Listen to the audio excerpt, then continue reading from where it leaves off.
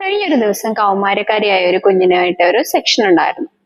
ആ കുട്ടിക്ക് ഭയങ്കരമായ ദേഷ്യം, എന്ത് കാര്യത്തിലും വാശി കാണിക്കുക, അല്ലെങ്കിൽ അവളുടെ കമ്മ്യൂണിക്കേഷൻ പ്രോപ്പർ അല്ല. അതായത് എന്ത് കാര്യം അവളോട് ചോദിച്ചാലും അവൾ തിരിച്ച് മറുപടി പറയുന്നു എന്നൊരു രീതിയിലായിരുന്നു അവളുടെ സിസ്റ്റർ നമ്മുടെ അടുത്തേക്ക് കൊണ്ടുവരുന്നത്.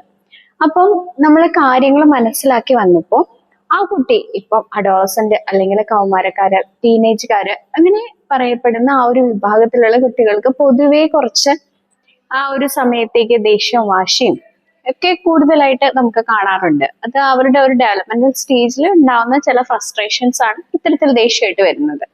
പക്ഷെ ഈ കുട്ടിയുടെ കാര്യത്തിൽ കുറച്ച് വ്യത്യാസം എന്ന് പറഞ്ഞു കഴിഞ്ഞാൽ നമ്മുടെ പാരന്റ്സ് അല്ലെങ്കിൽ ഫാമിലി ആ ഒരു ടൈമിൽ അവരെ ഡീൽ ചെയ്യേണ്ട രീതി ഭയങ്കര വ്യത്യാസമാണ്. അപ്പൊ ആ ഒരു രീതിയിലല്ല കുട്ടിയുടെ നല്ല സപ്പോർട്ട് കിട്ടുന്നില്ല, ഒരു ബ്രോക്കൺ ഫാമിലി ആയിരുന്നു. അതുപോലെ തന്നെ ആ കുട്ടിക്ക് എങ്ങനെയാണ് ആ ഒരു രീതി കറക്റ്റ് ആയിട്ട് പറഞ്ഞു കൊടുക്കാനായിട്ട് ഒരാളില്ല എന്നുള്ള രീതിയിലാണ് ആ കുഞ്ഞിനെ നമ്മൾ സംസാരിച്ചപ്പോൾ മനസ്സിലാവുന്നത്.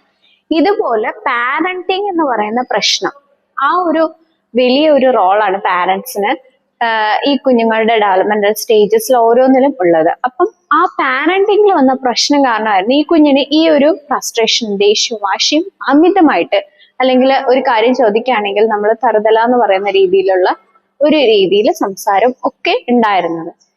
അപ്പം ഇത്തരത്തിലുള്ള നമ്മള് കുഞ്ഞുങ്ങളുടെ കാര്യങ്ങൾ ഡീൽ ചെയ്യുമ്പോൾ നമുക്ക് മനസ്സിലാകാറുണ്ട്, നമുക്ക് എവിടുന്ന് ആ ഒരു ബേസ് എന്ന് പറയുന്നത് അവരുടെ പാരന്റ്സ് ആണ്. അവിടെയാണ് നമുക്ക് തിരുത്തലുകൾ വേണ്ടത്, അല്ലെങ്കിൽ പാരന്റിങ് ആണ് പ്രോപ്പർ ആക്കേണ്ടത്.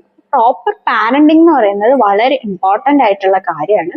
അപ്പൊ നിങ്ങളും നല്ലൊരു പാരന്റ് ആകാൻ എപ്പോഴും ശ്രമിക്കുക. എങ്ങനെയാണ് പ്രോപ്പർ പാരന്റിങ്, അല്ലെങ്കിൽ നമ്മുടെ പാരന്റിങ്ങിൽ എന്തെങ്കിലും ഒരു പ്രശ്നം ഉണ്ടെങ്കിൽ ഉറപ്പായിട്ടും നിങ്ങൾ അത് അറിയുന്ന ആൾക്കാരുമായിട്ട് സംസാരിച്ച് മനസ്സിലാക്കി എടുക്കേണ്ടതാണ്.